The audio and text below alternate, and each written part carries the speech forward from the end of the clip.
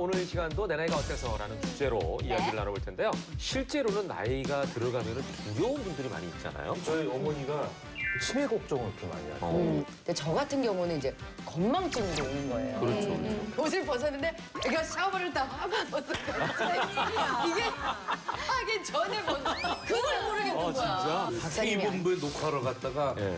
옆에 스튜디오에 놀러 간 거예요. 네. 거기를 놀러 가서 놀다가 내가 녹화할 걸 잊어버리고 거기 앉은 거. 취했다고 신비의 세계. 가는데 예. 이거 치매입니까? 아닙니까? 이제 그만해야겠구만. Starry, starry night. 안녕하세요. 유학파 DJ 혁이 인사드려요. 오늘도 변함없이 저희 꽃다방을 찾아주신 레이디스 앤 젠틀맨 앤 형님 누님께 감사드리면서 지지고 볶고 살다 보니 어느덧 중년이에요. 그러나 청춘만은 아름다워요. 우리 꽃중년들의 나이를 잊은 홀가분한 이야기 지금 바로 시작할게요.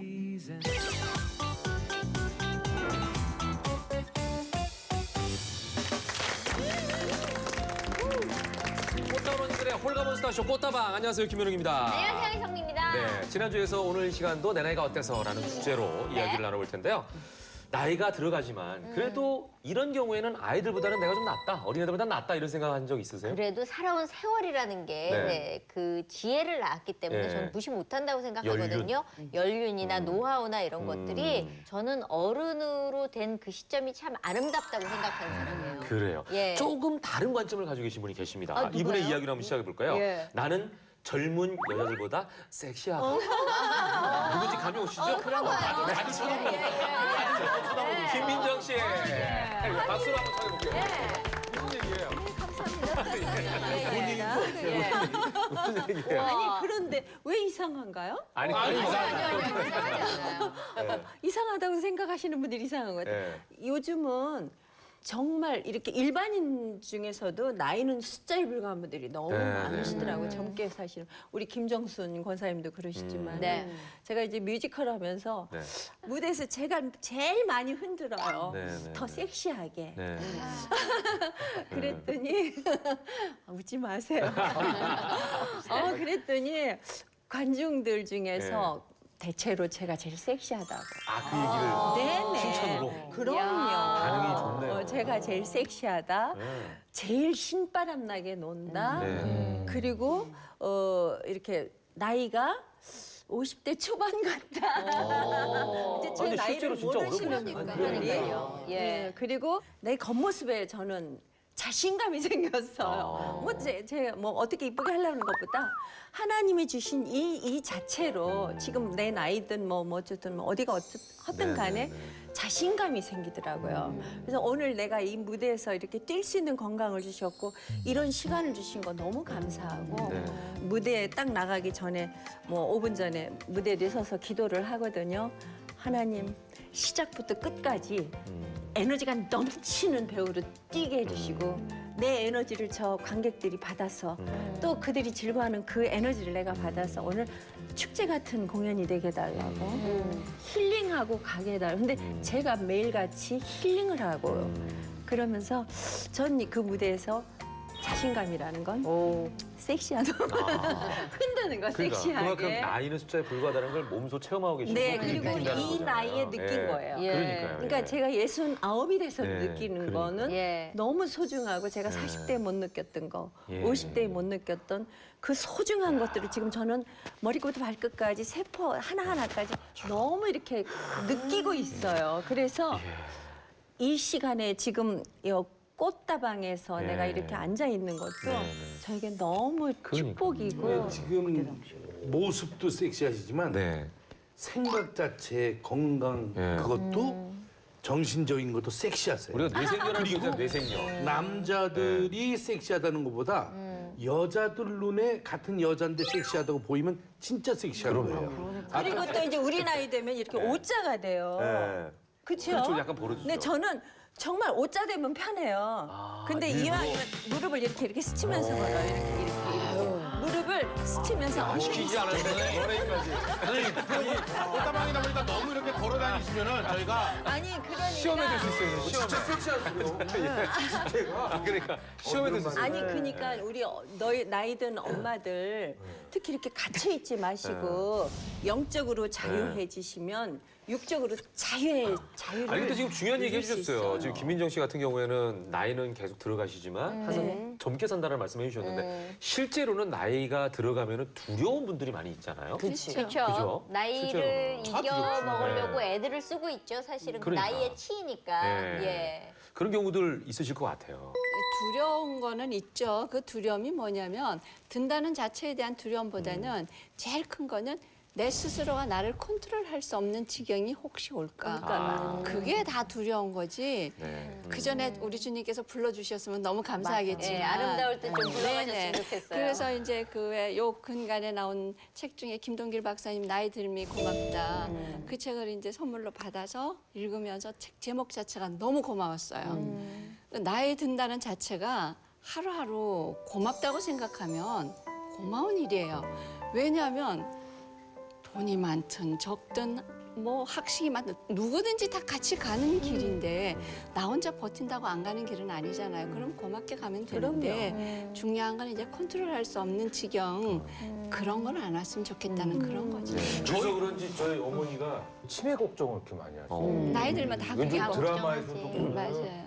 거의 치매 소재가 이렇게 많이 엄청 나오잖아요. 많죠. 네. 그러니까 이제 예전에는 그게 그냥 드라마 속 이야기였는데 저희 어머니도 70이 넘어가시고 이제 중반을 향해 가시니까 그런 게 점점 남의 얘기만 같지는 않은 거예요.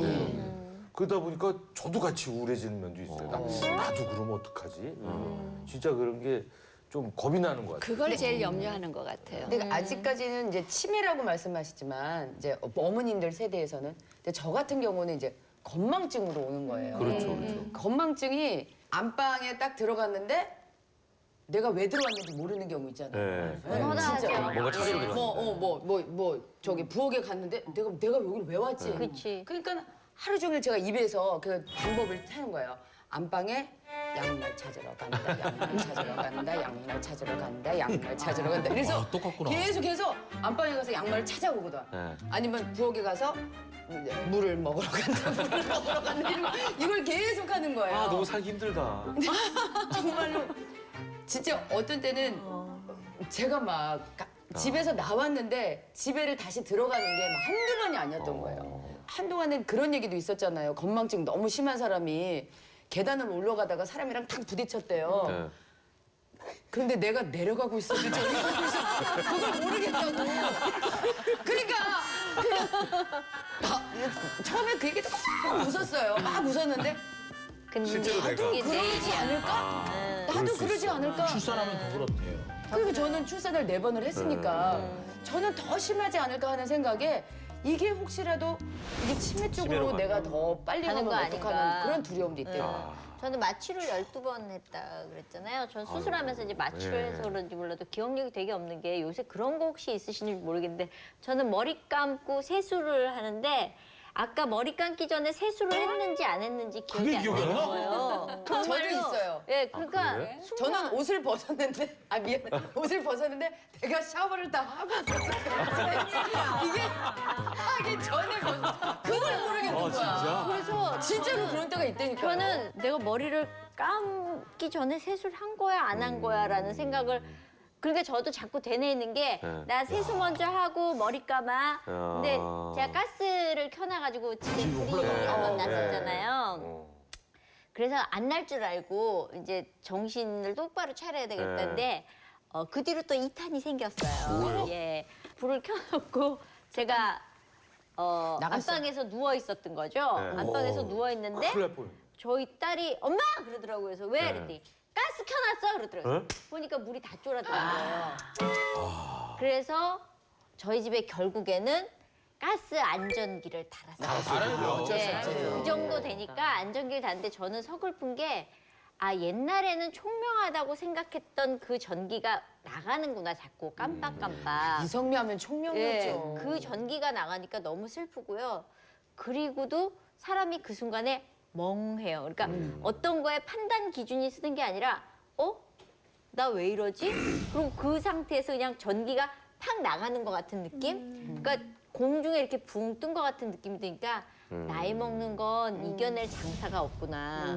그런 생각이 참 많이 들어요. 목사님 이건 예. 치매가 아니죠? 그 박사님이 K본부에 녹화하러 갔다가 예. TV 내무반이라는 군인들 예, 나오는 있었죠. 프로를 하러 갔어요. 그 군인 예, 고정 MC니까 예, 예. 했는데 옆에 스튜디오에 놀러 간 거예요. 네. 퀴즈쇼 동물의 그 한국 비슷한 예. 거. 거기를 놀러 가서 놀다가 스탠바이에서 내가 녹화할 걸 잊어버리고 거기 앉은 거. 스튜디오로 시애틀로 신비의 녹화하러 가는데 예. 내 이름이 없는 거야 거기에. 예. 그러니까 작가들은 난리가 난 거야. 누가 이용식 씨를 섭외했는지. 저 사람이 여기 지금 녹화하러 왔는데 이걸 어디다 앉혀야 되는데 큰 결례지. 큰 결례는. 4명 출연자 4명은 다 왔는데 나까지 5명이 온 거야. 그러니까 이용식 씨 누가 섭외했냐니까 작가들이 난 모른다고 그 PD는 어떻게 이거 어떻게 하면 좋겠냐고 막 서로 회의를 하는 거야. 근데 가만히 생각해 보니까 내가 지금 TV 내만 녹화하러 온 거예요. 그러니까 이걸 빠져나가야 되는데 여기 완전 난리가 났으니까. 예. 뭐라고 그러셨어요? 그러니까 내가 내가 저쪽에 녹화네? 이럴 수가 없으니까 입장이 곤란한 것 같은데 다음에 올게. 다음번에 확실히 해서 좀 전화 좀 줘. 그러니까 전부 네 죄송합니다. 죄송합니다. 그래서 야, 출연 하나 만들고 가셨어. 그러고 도망간 거야. 만들었네. 막 녹화를. 목사님 저런 경우 어떻습니까? 이거 침입니까? 아닙니까? 이제 그만해야겠구만. 네. 이제 이런 얘기를 좀 여쭤봐야 될 것 같아요. 앞으로 저희가 이제 시간이 가면 갈수록 나이가 더 들게 되고 더 늙어가는 거 아니겠습니까? 네, 그렇다면 익어간다고 표현하죠. 더 익어가기 익어가 전에 있네. 혹시 네. 하고 싶은 게 있다면 뭐가 있을까요, 고건사님? 고건사님은 저기 지난주에 그거 가시기로 하지 않았나요? 저랑 같이? 네. 어디? 노는 거 아카데미. 아 그래요? 아 그거 말고 그거는 이제 그냥 저희고 정말 하고 싶은 거. 하고 싶은 거가 아니라 소망이죠. 예. 그 용기 있게 늙어가는 거. 난 내 나이를 내가 용기 있게 받으면서 살고 싶어요. 그러니까는 70이면 70을 내가 용기 있게 받아들이고 80일 때 80일 때 용기 있게 받아들이고 가야지. 항상 내가 70인데 그리고 하면 내 인생에 내가 주체가 못 되잖아. 고나의 인생은 고나가 하나님 빼고 이 세상에서 고나가 주인으로 반듯하게 살아가고 싶다. 그게 내 소망이죠. 근데 사실 나이가 이제 노인 측에 들잖아 교회에서도. 근데 가만히 어느 날 이렇게 문득 생각하니까 나는 직업도 가져본 적이 없지. 가정에서 일만 하는데 네. 자식만 의존하고 사는 신세더라고 내가 가만히 생각을 하니까. 그래서 누군가가 의지하고 살 때 살더라도 내가 나를 개선을 한번 해보자 해서 도전을 한번 해봤어요. 그래서 13년도에 미용을 한 건데 미용기술? 아무도 모르게 학원에 등록을 해서 국가기능 그걸 내가 왜 따라 그러면 우리 교회가 오래된 교회가 130년이 돼서 나이 드신 노인들이 엄청 많아요. 그래서 내가 나이 먹어서 샵은 못 내겠지만 봉사를 하자. 그 교회에서 나이 먹고 내가 60만 공하면 얼마나 좋아요. 그래서 그걸 했어요. 그래서 되더라고. 됐어요. 돼서 진짜 한 달에 한 번씩 우리는 진짜 유의를 정해놓고 하는 우리 노인들 머리를 해줘요. 파마 염색까지 다 해줘요. 또 그거 떨어지지 않았어? 아니요, 또 고등학교 6번 떨어졌잖아. 아유. 한번 내가 도전을 해보니까 자신이 생긴 거야. 나이 먹었다고 그냥 집에 있으면 안 되겠다. 그 다음에 14년도에 바리스타. 국가 내가 또 한 거야. 65세. 우리 교회가 파우스 커피숍이 있어요. 근데 그 파우스는 공익 카페라 교회에서 그 이득금을 살벌 안 하고 이득금을 모아서 그 주위에 독거노인 이런 데서 다 놀아주는데 저기 가서 봉사를 해보자. 내가 이제 교회에서 할 일이 없을 때 그 생각을 하고 땄거든요. 딱 한 번을 했어요. 얼마나 자신이 생겨 두 번을 되니까. 2015년에 뭐 했어요? 이거 내는 거 있잖아. 라떼. 라떼. 그림. 그걸 세 단계로 번역해서 그 얘기를 했더니 엄마 내가 내줄게. 내줬어. 그래서 제가 튤립까지 잘 그립니다. 근데 눈썰미가 또 있더라고. 부정을 이렇게 되고. 그래서 이제 그것까지 땄잖아요. 15년 15년도 뭐 하셨어요, 15년도?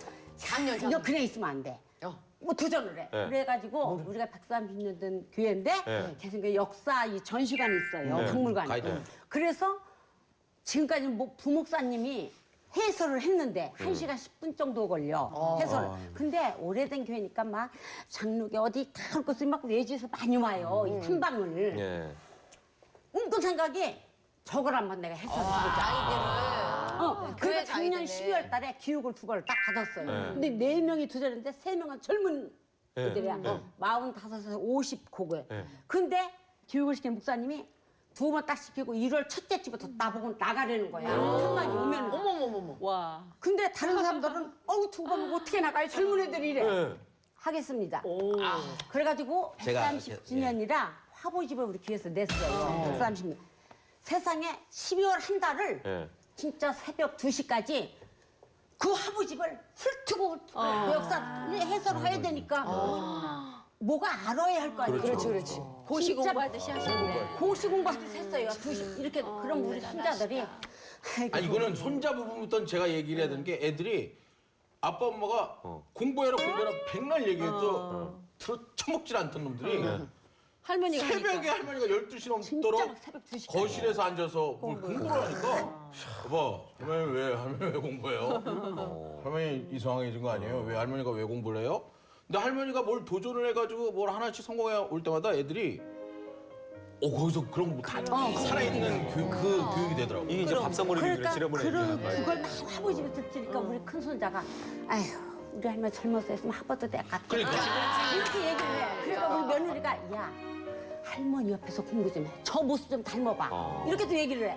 그래서 얼마나 훑었는지 진짜 막 또 이렇게 막 했는데 첫 주에 이럴까 첫 주에 딱 나갔는데 저 광양에서 중고등부가 온 거예요. 30명이. 중고등부가 겨울 수련회를 하는데 탐방으로 장로교회 돼요. 탐방 갔는데 그거를 뭐 내가 목사님도 아니고 무슨 뭐 이렇게 130년 그 역사에 대해서는 지식으로는 할 수가 없지만 내가 가진 지혜는 그때 생각 무슨 지혜를 떠올려냐면 그래 화보집에서 따고 이 어른도 아닌 어린이들이니까 듣는 귀가 열릴 수 있게 재밌는 부분 조금씩 살을 넣어서 재밌게 하면은 얘들이 뭔가를 얻어가지고 가겠구나 이거를 당당하게 끌면서 했더니 첫 번은 이제 막 이렇게 좀 당황했겠지요. 그럼 이제 잘 맞췄는데 그 다음 날 청년부가 에버 청년부 30명이 또 온대. 근데 나보고 또 하래.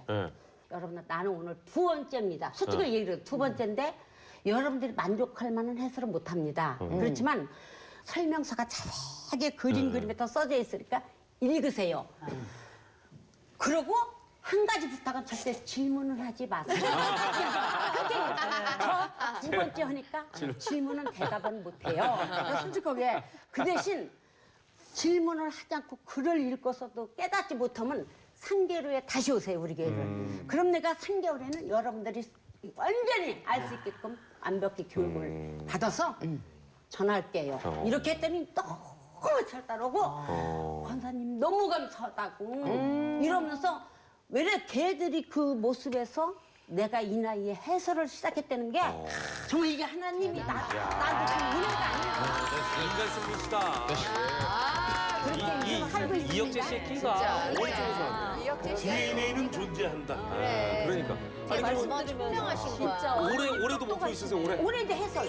올해 교수에서. 오늘 이걸 잘하고 얘가 조금 요리를 많이 주면 궁중떡 메인 자격을 한번 따고 궁중떡. 저 요리를 한번 좋아하거든요. 이렇게 생겼다. 궁중떡. 그러면 어머님은 누군가에게 의지하겠다는 생각은 안 드시겠어요? 전혀. 의지 안 해요. 전혀. 앞으로도 의지 안 할 거예요. 학원비만 의지하면 될 거 아니에요. 아니 근데 건강만 제가 하나님이 지금 주시면- 말씀 들으면서 이제 저희 이렇게 전국 우리 간증 집회 다니면은 정말 노인들의 그 두려운 노인들 많이 보거든요. 정말 난 죽을 날만 기다리고 그러니까. 있어라는 식으로 왜 막 그냥 네네. 온갖 질병은 다 가지고 있고. 예. 근데 70대면 젊잖아요. 네. 저렇게 도전하고 뭔가 봉사할 거. 80대까지도 지금 젊으니까 얼마든지 봉사하면서 살 수 있어요. 그럼 봉사하면서 더 건강해요. 저는 어머니 여러 가지 성격이나 스타일 중에 하나 참 본받으려고 애쓰는 게 하나가 있는 게 제가 어머니 아버지 노후 자금을 회사 12년대 부도가 날 때 한 4억 정도를 이렇게 어머니 큰아들이니까 도와주셔가지고 노후 자금을 뭐 다 날리셨죠. 큰아들한테 해서 그걸로 이제 가끔 이제 스트레스를 주시는 것만 빼놓고 뭐 그건 제가 날린 게 뭐 사실이니까. 근데 오늘 날 밤에 토요일 날 집에 계셔야 될 어머니가 안 들어오셔서 아버지 어머니 어디 가셨어? 모르겠다. 야 얘들 할머니 어디 가셨냐? 모르는데요. 왜 어머니가 안 들어오시지?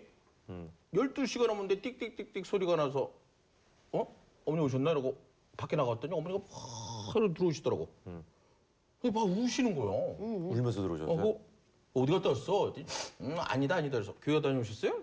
아니야. 어디 갔다 오셨는데? 이랬더니 그 다음날 모르는 번호가 막 어머님 휴대폰으로 오는 거야. 뭐 고깃집에 가서 불판을 닦고 오신 거야, 아르바이트로. 아들, 큰아들한테 경제적인 부담 주고 싶지 않아서 돈이 뭘 쓰셔야 될 게 필요한데 큰아들한테 달래진 않으려고 아르바이트를 하셨네. 가서 불판을 닦고 왔는데 너무 잘 닦아가지고 고깃집 아저씨가 또 계속 나오셔야 되냐고. 그 다음날 전화가 계속 오는 거야. 너 제가 막 난리를. 아이 거기를 왜 나가시냐고. 그럼 차라리 돈이 필요하면 아들한테 얘기를 해야지. 근데 이렇게 심지어 아무리 힘들어도 아들한테 의지를 안 하려고 의지를 해도 상관하셔야 된다고 나는 생각하는데 이렇게 막 사시는 어머니 모습이 야 이게 저한테 굉장한 도전장이십니다. 네, 40대인 김지선 씨는 어때요? 저요? 네. 전 지금요 사실은 중국어 공부를 시작을 한 지 꽤 됐어요. 맞아. 근데 아무리 해도 안 되는 거야. 정말 시엔짜이가 현재라는 얘기인데 시엔짜이라는 말을 입으로는 하는데 이 글자를 오늘 배우고 다음 날 되잖아요. 이게 뭐냐? 정말. 저는요, 그래서 뭐 공부가 때가 있다 그래서 에이 뭐 때가 있어. 뭐 40에 뭐 고시패스 하신 분들도 근데 막 그걸 느끼는 거예요. 근데 어머니께서 새벽 2시까지 막 그걸 공부하셨다는 얘기에 바보 아니야. 그러니까 남들은 한 번 할 거를 저건 10번 하시는 거예요. 그러니까요. 그러니까 저도 남들이 뭐 10번 할 걸 나는 20번을 하던가 해가지고 하면 됐는데 어머 이걸 갖다가 제가 막 되게 자책하고 난 막 그러면서 선생님이 왜 숙제 안 하냐고 그럴 때 애가 넷이잖아요. 그러면서 맨날 뒤로 빼고 말했었는데 저 이제 많이 좀 오늘 도전을 되게 많이 받았던 것 같아요. 아니, 지선 씨 얘기하니까 저도 딱 하나 느낀 게 있는 게 어느 순간에부턴가 저도 단골이 많아지는 거예요. 그러니까 이게 나이가 먹어서 그런 건가? 익숙한 데만 가요. 그러니까 이게 단골집도 그렇고 옛날엔 뭐 사실 젊었을 때 이것저것 막 경험해봤는데 하는 것만 해요. 편하니까 그게. 네. 근데 원래는 사실 성격은 안 그랬거든요. 진짜 마음속에는 더 먹기 전에 몸 많이 쓰는 그런 스포츠 있잖아요. 뭐 패러글라이딩도 해보고 막 그 스킨스쿠버에서 물속도 막 이런 건 생각이 있는데 실천에 안 옮겨요. 그러니까 그거를 지금 더 움직여야 될 것 같아요. 그러니까 내가 그냥 뭘 하든 옛날에 뭐 한번 그래 일단 시도하고 보는 거야 했던 마음으로 좀 돌아가서 그런 것들을 자꾸 해나가는 게 액션부터 하는 게 맞는 것 같아요. 어쨌든 저는 캠핑에서 스킨스쿠버 그러니까. 저희가 죽음 교육 같은 거 많이 하거든요. 예. 죽음 교육 같은 거 하면 늘 뭘 쓰라 그냥 숫자를 쓰라 그래요. 저는 뭘 쓰는가? 107-2013을 써요. 107-2013. 그게 뭐냐면 제가 가지고 있는 직업군이나 제 건강 상태 이런 걸 봤더니 저는 107세 정도까지 살겠더라고요. 네, 107세. 2013. 예. 그 20은 뭐냐면 제가 이제 20개국 가보는 거. 그리고 나서 13은 뭐냐면 제가 지금까지 이제 쓴 책이 한 17권 정도 되는데 나머지 13권을 더 쓰는 거예요. 네. 그래서 그 107세까지 제가 살 동안에 어쨌든 볼 수 있고 들을 수 있는 나이는 또 정해져 있잖아요. 그때까지 내가 하고 싶은 일은 뭔가를 이제 숫자로 써보는 거예요. 그게 봉사일 수도 있고 선교일 수도 있고 아니면 뭐 놀이일 수도 있고 아니면 뭐 500까지 먹어보겠다고 할 수도 있고 가본다고 할 수도 있는데 그걸 한번 적어보잖아요. 인생이 확 달라지더라고요. 근데 그 번호 잘 쓰셔야 돼요. 107, 2013 잘못 들으면 배출하지 마. 2013 차 빼요. 뭐 이렇게 들으면 느낌이 그런데요? 어쨌든 저는 고은하 선생님께서 아까 말씀하신 거 나이가 들면 들수록 용기 있게 그걸 받아들이고 그러고 싶다. 저희 40대한테는 숙제예요. 아직 솔직히 잘 이해가 안 되거든요. 그렇죠. 저는 그냥 이혁재 씨가 엄마만 잘 따라가면은 잘 되겠다 이런 생각했어요. 자, 좋습니다. 시청자 기도 제목으로 넘어가겠습니다. 오늘 제가 소개를 해드릴게요. 저한테 왔어요. 죽음을 두려워하는 아버지가 걱정됩니다. 라는 시청자분이 기도 제목을 보내주셨어요.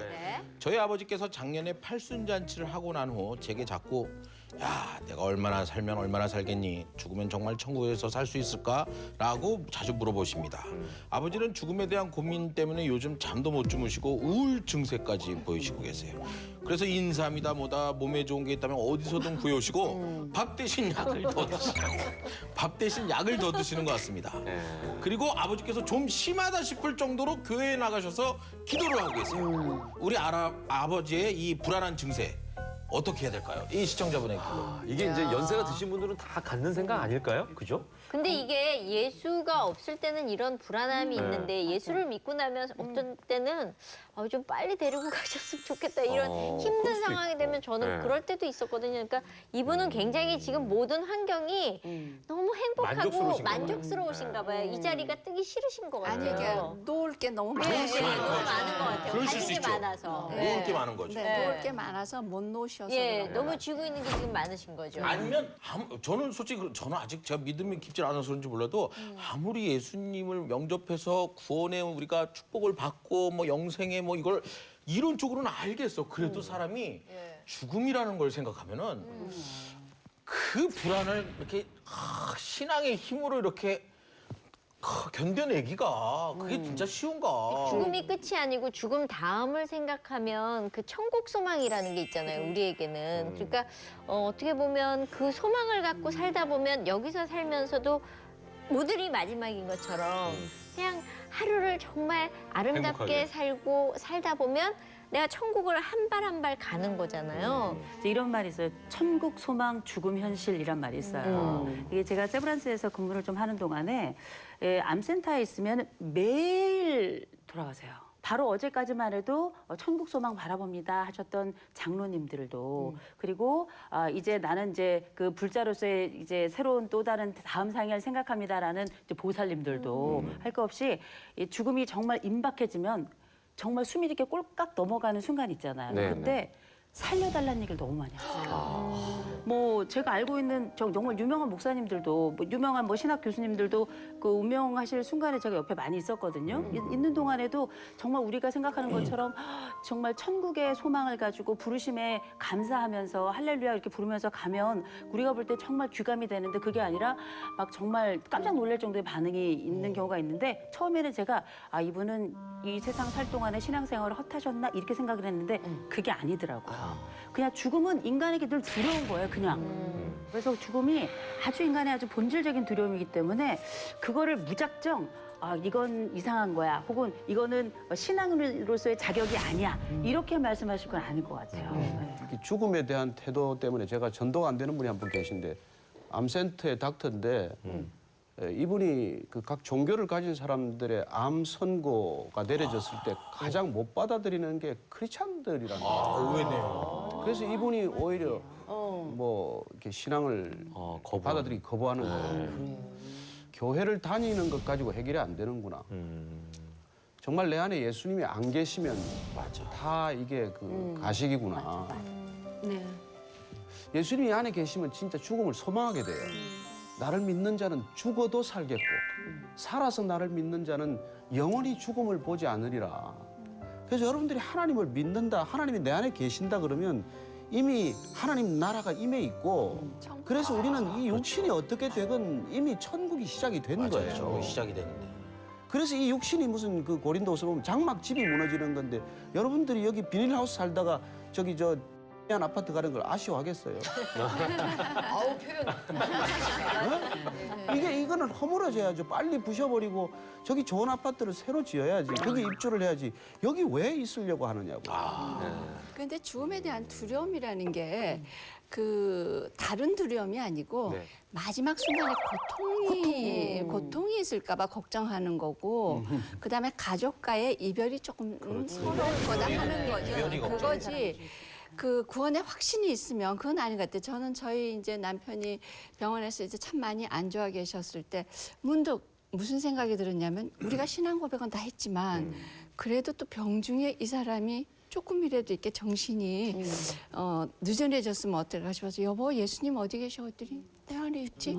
그 뒤로 한 번도 안 물어봤어요. 그러니까 구원의 확신이 있으면 그 마지막 순간에 내가 이왕이면 고통이 없었으면 그 다음에 이제 가족하고 이별하는 게 조금 아쉬워서. 아쉽겠다는 네. 거지. 확신만 있으면 그 죽음에 대한 두려움은 없을 것 같아요. 그래서 그 제가 두려움을 저희 아버님이 그 옛날에 이제 딱 제 나이 때 돌아가셨거든요. 아, 그렇게 빨리 네. 돌아가셨어요? 근데 그때 급성 백혈병 진단받고 바로 그냥 들어가셔서 기도원에 가셔가지고 인생을 정리하시더라고요. 그게 참 신기한 게 딱 하루 입원하셨는데 병원에 입원하셔서 그날 동안 하루 동안에 모든 사람들이 다 오시더라고요. 연락을 다 돌리지 않았는데도 오시더라고요. 근데 너무 신기했던 게 밤 11시쯤에 교회에서 약속도 안 했는데 장례 치르시는 분들이 이렇게 상조회가 약속도 안 있죠. 하고, 네, 오시는 거예요. 한 11시 반쯤에는 이제 목사님까지도 오시고 그래서 이렇게 얘기를 하시는데 아버지가 갑자기 저기 목사님 저 오늘 하나님 부르심 받아서 오늘 갈 것 같습니다. 하나님 곁으로 갈 것 같습니다. 제가 기도하겠습니다. 기도하셨어요. 맞아. 네. 기도가 돼. 그래서 아버지 오늘 왜 그러시나. 그래서 이렇게 손잡고 기도하다가 아버지가 갑자기 딱 기도를 마치시고 하나님 저 이제 갑니다. 그냥 가셨어요. 뭐 고통도 없고 그냥 주무시듯이 그러다 그냥 가셨어요.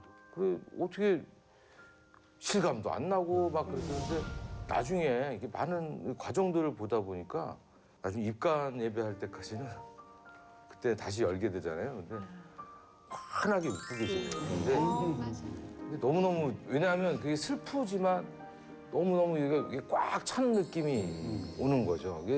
저는 그때 사실은 사람이 이렇게 죽음이라는 거 우리가 생각하는 죽음이라는 게 이렇게 아름답게 이렇게 편안하게 할 수 있구나. 그리고 천국이 있구나. 그거를 그때 사실 알았어요. 그때 몇 살이었어요?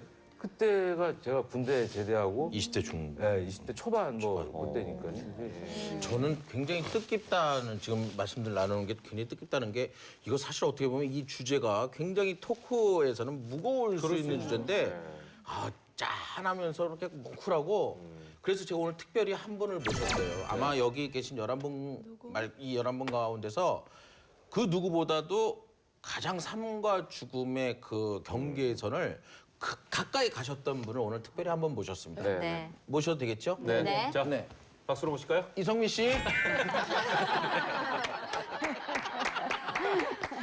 나 진짜 누나 얘기를 진짜 정말 제대로 한번 얘기해. 누나 기분이 어땠는지.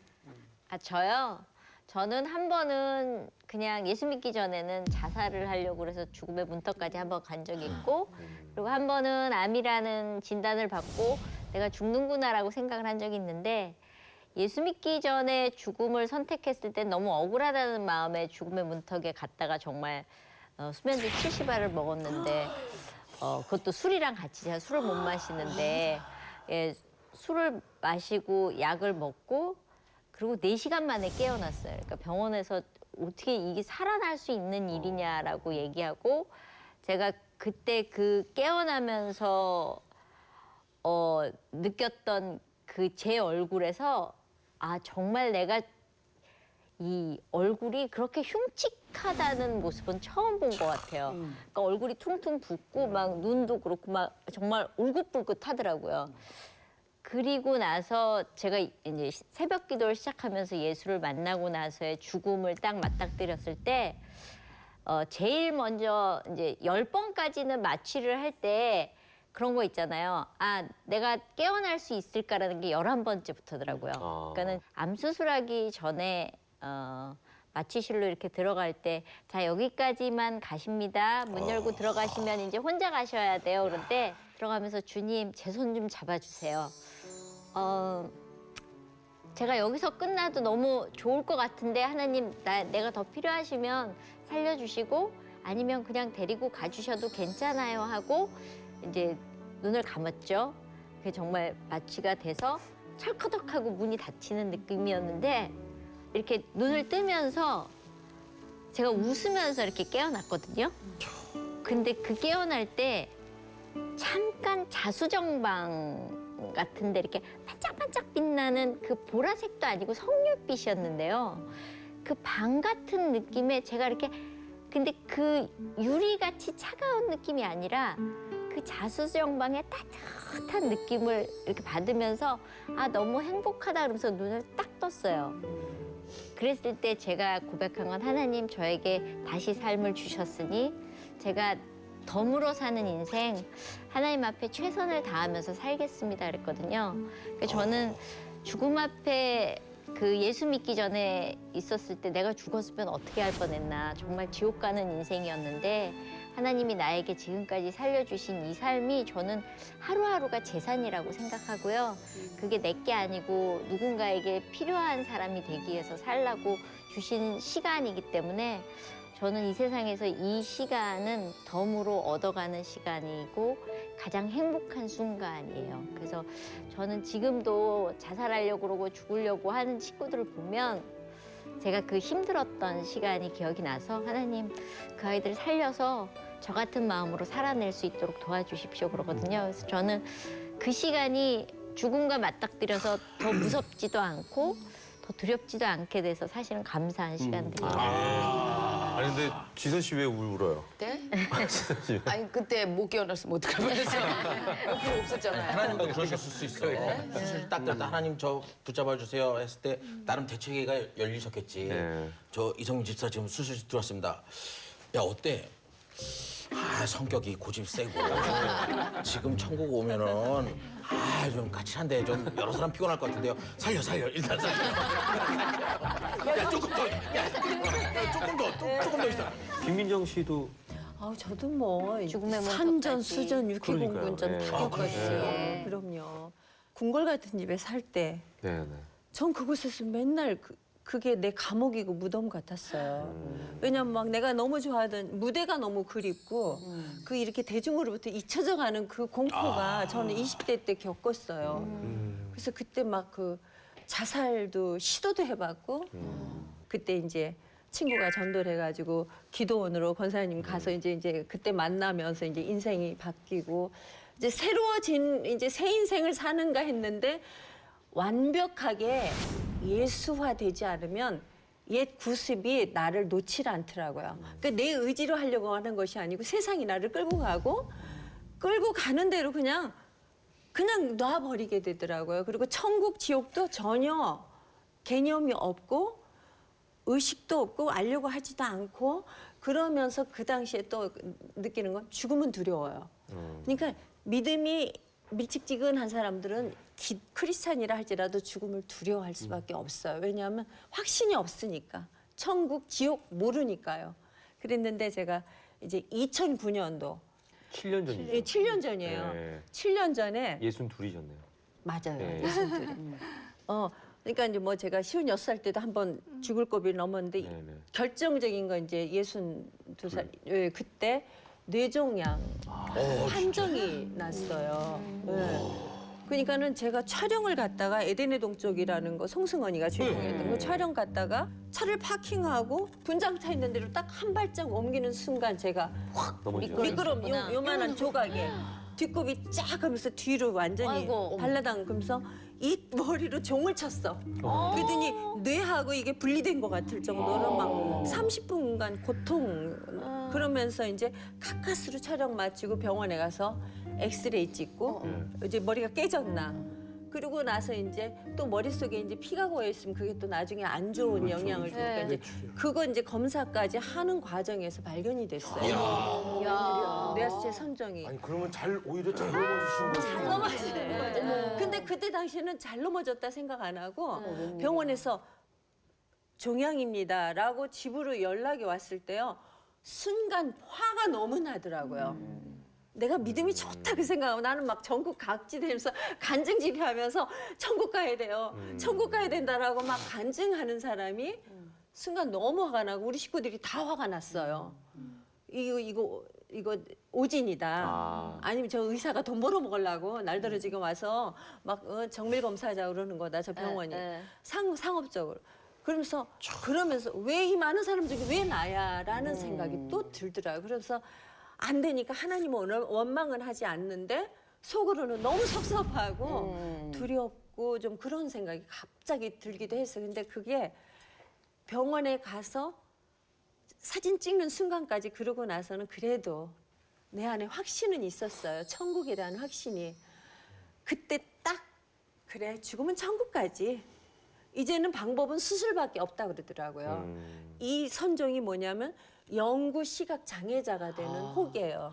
제거하지 않으면 생명에 지장이 있든가 불구가 되든가 굉장히 심각한 혹이었었어요. 근데 무록 상태인데 뇌하수체 속에 진주처럼 동그랗게 한 2cm 가량 되는 게 떠 있는 거예요. 근데 한 30년 가까이 된 거래요. 근데 그동안에 제가 모른 거예요. 몰랐는데 항상 이 그러니까 허리 위로는 항상 흐린 날이에요.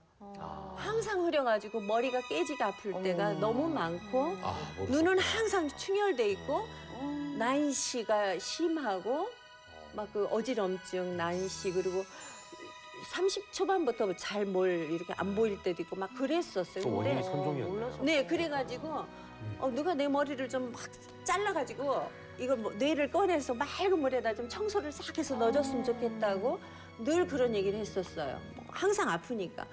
그리고 대사도 안 외워져. 집중이 잘 안 되는 거야, 몰입이. 그랬는데 2월 달에 발견했는데 제가 5월 달까지 이 간증 집회가 쫙 잡혀 있어요. 스케줄이. 그래가지고 제가 그때 이제 우리 하나님한테 이쁨 받을 것이 딱 하나 있다. 내가 수술 받다 죽어도 내가 천국 가서 하나님께 칭찬받을 건 이게 5개월 동안 내가 이거를 다 소화하고 가는 것이다. 아, 라는 저는 쉽지 생각을 했어요. 참 기특했지요. 그건 제가 천국 소망 확신이 있었기 때문에 몰랐을 수도 있고 몰랐었으면은 생명을 잃을 수도 있고 그렇죠. 영구 시각장애가 될 수 있었는데 잡아들여서 기적적으로 날 이렇게 발견하게 하신 거 하나님이시니까 살리실 분도 그분이다라는 믿음이 있어요. 그래서 5개월 동안 그냥 막 더 왕성하게 그야말로 오늘이 마지막 날인 것처럼 목숨을 다해서 외쳤어요. 그때 너무 뜨겁게 외치고 다녔어요. 뭐 주변에서 난리 났었죠. 빨리 수술하라고. 뭐 부모 형제들은 너 큰일 날라고. 우리 남편이 더 그냥 나쁜 사람이 돼버렸었죠. 그랬는데 딱 금요일 날 입원해가지고 이제 이거 링거 꽂고 수술 환자복 입고 병원 돌아다니면서 이제 전도하는 거예요. 전도하고 다니면서. 곧 갈지도 모르는 분이 못 가니까. 가니까 이제 가야 되니까. 더 오히려 가는 열심을 준비를- 내셨네. 가는 준비는 내가 전도해야 한 생명이라도 살리고 가야 된다라는 거. 그곳이 병원인 것이 너무 감사했어요. 왜냐하면 내가 환자복을 입고 저들에게 전하면 저들은 같은 처지에 있는 사람들. 처지에 있는 사람들이니까. 근데 너무 감사했게 그들이 먼저 다가와가지고 어머 김민정 씨 어디가 아파? 왜 그래? 그러면 난 뇌종양. 그러면은 자기는 난 지금 불치해병이야. 난 이거 희귀병이야. 그래서 다가와서 얘기를 해요. 그럼 그분들에게 이제 우리 죽는 건 내일 당장도 죽고 이건 하나님 손에 달렸다고. 그럼 이해가 확 되죠. 네, 하나님은 분명히 당신에게 좋은 기회를 주실 거라고 예수부터 믿으라고. 그리고 이제 월요일 날 딱 수술을 했어요. 네. 근데 제 기도는 하나님 데려가시도 좋은데 이왕 저에게 기회를 더 주신다면 하나님 1차, 2차 수술 다 해주세요. 그랬는데 수술 딱 했는데 하나님이 진짜 1, 2차 수술 다 끝내놓으시고 제가 이 코로 수술을 했어요. 뇌하수체가 정중앙에 있으니까. 근데 이 뇌하수체 속에 있는 혹을 밖으로 끄집어 내놓으셨더라고 하나님. 요 안에 기계가 들어가서 얘를 처리해야 되는데 그러면 요 안에 떠돌 수 있으니까. 떠돌 수가 있죠. 그리고 고름이 이 안에 이제 이물질이 있지. 찰 수도 있는데 이게 밖으로 자체가 나와 아예 있는 거예요. 밖으로. 스스로 혼자 나와 있는 거예요. 뇌하수체 밖으로.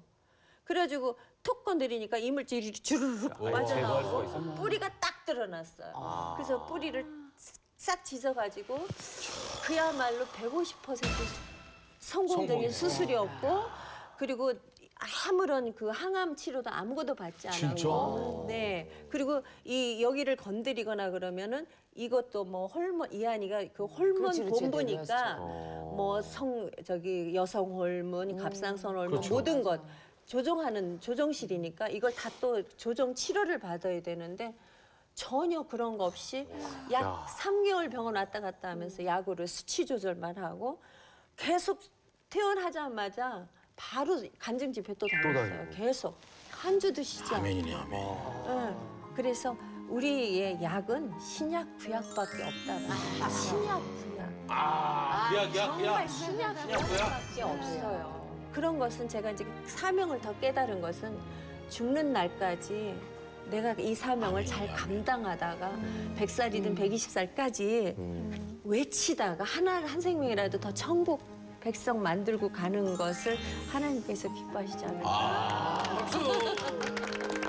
지금 건강하신 거죠? 너무 건강하고 이거 몇 개요? 2개요. 오, 시럽도 괜찮아. 아니 근데 제가 정말 감사한 것은 그 수술하고 나서 아침마다 저건 맑은 날이고요. 그리고 눈이 더 좋아져가지고 제가 69인데 돋보기도 없어요. 네, 돋보기도 없고 그거 하고 나서 코가 낮아졌어요. 네. 낮아져요? 제가 코가 컸어요. 근데 코가 아담해져가지고 성형까지 신경을 써주세요. 성형까지 해주셨어요. 제 코가 저는 코가 작은 게 소원이었어요. 그게 종합병원 있나 봐. 자, 저희가 뭐 여러 가지 얘기를 해봤는데 이제 오늘 얘기도 좀 마무리해야 될 것 같습니다. 목사님께서 좀 정리를 해주셔야 될 것 같아요. 예. 늙어가는 거에 대해서, 나이를 먹는 거에 대해서 성경은 어떻게 나와 있고 우리는 또 어떻게 대처해야 될까요? 나이 먹는 거는 참 저는 그냥 기쁨으로 받아들이라고 말씀드리고 싶고 네. 그리고 저도 생사의 기로에도 서보고 또 수술도 큰 수술도 하고 그러면서 특별히 제가 심장 수술을 몇 번 하면서 느낀 게 심장 수술하셨구나. 이게 심장이 내가 피곤하다고 너 좀 쉬어라 한다고 쉬는 게 아니에요. 그래서 이 심장이 내 게 아니구나. 그리고 제가 또 보스턴에서 신학을 하다가 이렇게 입이 2번 돌아갔는데 왼쪽으로 한 번, 오른쪽으로 한 번 돌아가서 이렇게 다행히 이렇게 균형이 잡혔지만 중심이 잘 그래가지고 대결을 이게 입이 한 번 돌아가니까 이렇게 말을 한다는 것, 말씀을 전한다는 것도 이게 내 마음대로 할 수 있는 게 아니구나. 그래서 그때 제가 느끼기로는 하나님께서 이제 입을 정결케 하기 위해서 그동안 참 할 말 안 할 말, 네 마음대로 짓거리던 입을 좀 내가 좀 손 좀 보겠다고 하시는구나. 그렇게 받아들이고 그런 시간이 있습니다만은 제가 하여튼 그 이사야서 우리가 43장 1절 말씀처럼 야곱아 너를 창조하신 이가 말씀하시느니라. 이스라엘아 너를 조성하신 이가 말씀하시느니라. 너는 내가 너를 지명하여 불렀나니 너는 내 것이라. 생명이 내 게 아니에요. 이 세상의 가장 큰 착각은 생명을 내 거로 생각해요. 내 게 되면 다 두려워요. 그래서 저는 그게 우리가 신앙의 출발점이에요. 그래서 내 게 아니라는 게 깨달아지는 순간 우리는 그게 구원이에요. 그래서 내 것 아닌 생명을 주신 그분께 이 생명을 그럼 어떻게 돌려드릴 거냐. 우리가 남아있는 시간은 다 거기에 쓰는 거죠. 그래서 우선순위가 너무나 분명한 사람들이에요. 내 것 위에 살지 않습니다. 그리고 우리는 내게 이루어지는 기쁨보다 남이 이루어지는 기쁨이 더 큰 기쁨을 누리는 사람이니까 이건 별종이에요. 이건 새로운 인류예요. 그래서 예수님은 2번째 아담이라고 그러는 거예요. 그래서 크리스천이 세상과 구별 안 된다는 건 있을 수 없는 일이에요. 저는 그 가장 큰 이유가 죽음에 대한 문제가 해결됐기 때문이고 이미 영생이 내 안에 와 있기 때문에 우리의 삶이 펼쳐지는 곳마다 예배가 드려지는 것이고 그 자리가 하나님의 나라가 되는 거예요. 예수님은 이 땅에 우리가 갈 수 없는 하나님 나라이기 때문에 그걸 끌고 내려오신 거예요. 그게 우리 안에 이미 집을 짓고 계신 것이죠. 저는 이 프로그램을 보는 모든 사람들이 주로 크리스찬들이 보시겠지만 죽음에 대한 태도가 달라지지 않는 세상은 궁금하지 않아요. 모든 걸 세상은 우리보다 잘할 수 있어요. 그러나 우리가 죽음에 대해서 이미 넘어선 사람들이고 내 안에 이미 계신 영생을 누리는 사람들이고 그 때문에 우리는 아낌없이 우리가 서로 사랑할 수 있고 진정으로 배려할 수 있는 사람이 된 것이죠. 저는 이 프로그램을 통해서 정말 우리가 그 두려움에 관한 문제가 신앙 안에서 바르게 좀 정리되고 해결되기를 바랍니다. 네, 아유 감사합니다. 감사합니다. 예. 어머님, 오늘 불편하진 않으셨습니까? 아드님 때문에? 불편하지 않았어요. 근데 이 방송을 통해서 네. 이 하나님한테 좀 부탁드리고 싶은 거는 형제가 다시 좀 거듭나서 네. 믿음에 조금 천진했으면 좋겠는데 그치 한 줄 알아. 좀 그게 좀 항상 기도 제목입니다. 알겠습니다. 어머니 기도가 어머님의 기도는 꼭 이루어지시겠죠. 예. 자, 저희는 여기서 인사드리겠습니다. 꽃다운 언니들의 홀가분 수다쇼 꽃다방 다음 주에 뵙겠습니다. 고맙습니다.